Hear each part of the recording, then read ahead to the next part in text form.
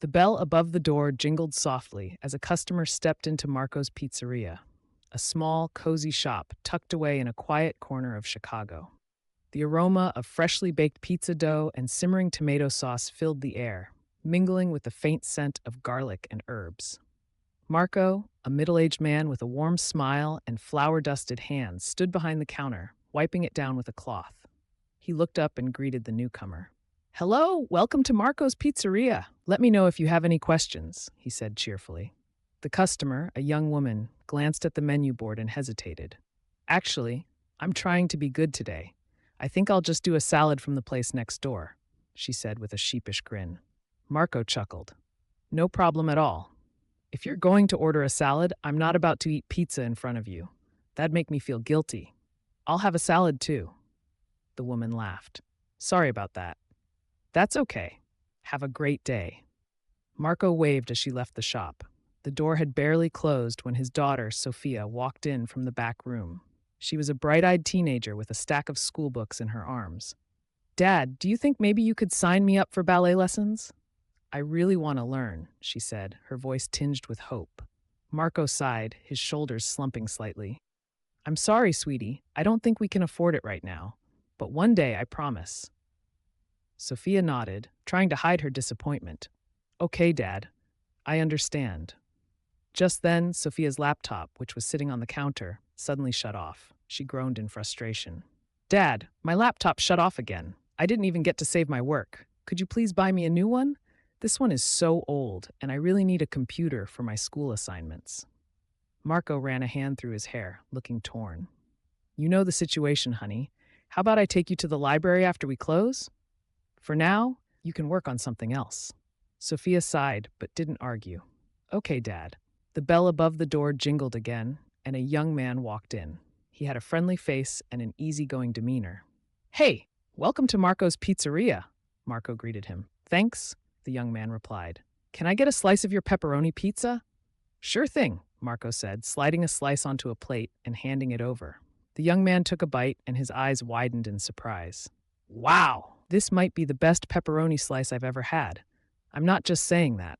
Marco smiled, a hint of pride in his eyes. "Thanks. It's a family recipe, actually. My dad taught it to me. All the food here is made with love." "I can tell," the young man said, taking another bite. "I'm Alex, by the way. Nice to meet you." "Marco," the pizzeria owner replied, shaking Alex's hand. "I can't believe you've never heard of my shop before." "Well, I don't come to this part of town often," Alex admitted, "but I'm glad I stopped by. This is amazing." Marco's expression softened. "It's been a bit of a struggle lately. We don't get much foot traffic, and I'm not very good at marketing. I thought opening a small shop would help me work toward my dream of owning a real Italian restaurant, but things haven't gone according to plan." Alex frowned sympathetically. "That's tough. But honestly, the only struggle you should have is keeping up with the demand once people find out how good this food is."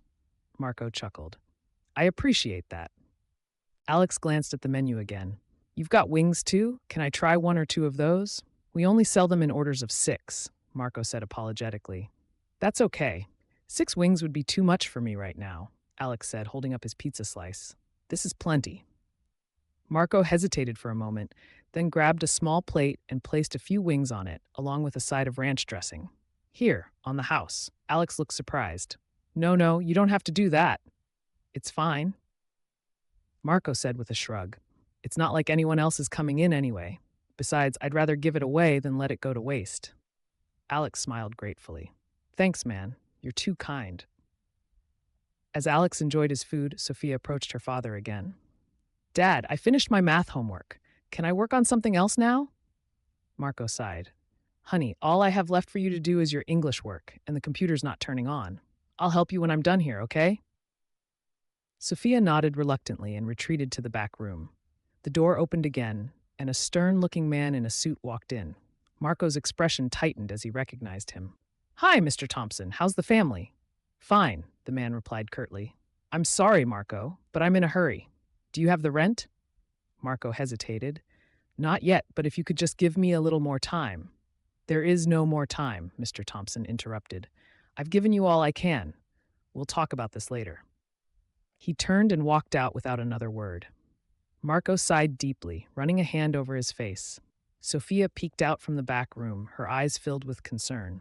Dad, is everything okay? Don't worry, honey, Marco said, forcing a smile. Everything's going to be fine. Alex, who had been quietly observing the exchange, spoke up. Hey man, I'm really sorry about all that, and thanks again for the food. Marco waved it off. It's not a big deal. I give free food to a lot of people. I'd rather it not go to waste. Alex nodded thoughtfully. My dad always used to say that the kindness you put into the world always comes back to you. Marco smiled faintly. Hopefully that'll be true one day. Alex leaned forward, a spark of excitement in his eyes. I think I have an idea. Do you guys open on weekends? 7 days a week, Marco replied. Good. Well, I've got a little surprise for you this Saturday. It's going to be the best day of your life. I promise. Marco looked puzzled but grateful. Thank you, Alex. I appreciate it. Alex finished his food and stood up. Thanks for everything, Marco. I'll see you this weekend. You're welcome. Thanks for coming in, Marco said, watching as Alex left the shop. Later that evening, after closing up, Marco took Sofia to the library so she could finish her English assignment. As they walked home, Sofia looked up at her father. Dad, do you think things will ever get better? Marco put an arm around her shoulders. Of course they will, sweetie. We just have to keep going. The next few days passed slowly for Marco. He worked tirelessly in the pizzeria, hoping for a miracle. On Saturday morning, he arrived at the shop early to prepare for the day. As he unlocked the door, he noticed a crowd gathering outside.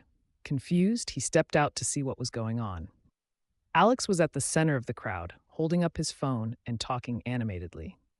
Hey everyone, if you haven't already, check out the video I posted about Marco's Pizzeria. The food is amazing, and the service is just as good. I'm actually here right now if you guys want to try it. The crowd cheered, and people began lining up outside the shop. Marco stared in disbelief. Alex, what's going on? Alex grinned. I told you I had a surprise for you. I'm a food critic with a big following online. I posted a review of your pizzeria, and now everyone wants to try your food. Marco's eyes widened. I don't know what to say. Say you're ready to make a lot of pizza, Alex said with a laugh. The day was a whirlwind of activity. Marco and Sofia worked non-stop, serving pizza after pizza to the eager customers. The shop was filled with laughter and the sound of happy chatter. By the end of the day, Marco was exhausted, but happier than he had been in years. As the last customer left, Alex approached Marco with a smile. Not a bad day, huh? Marco shook his head, still in awe. You were right, Alex. This is the best day of my life. I can't thank you enough. Alex waved it off. You deserve it, Marco. And I've got one more surprise for you. Marco raised an eyebrow. You've already done so much. What else could there be? Alex grinned. Just wait and see. The following week, Alex took Marco and Sofia to a beautiful building in the heart of Chicago.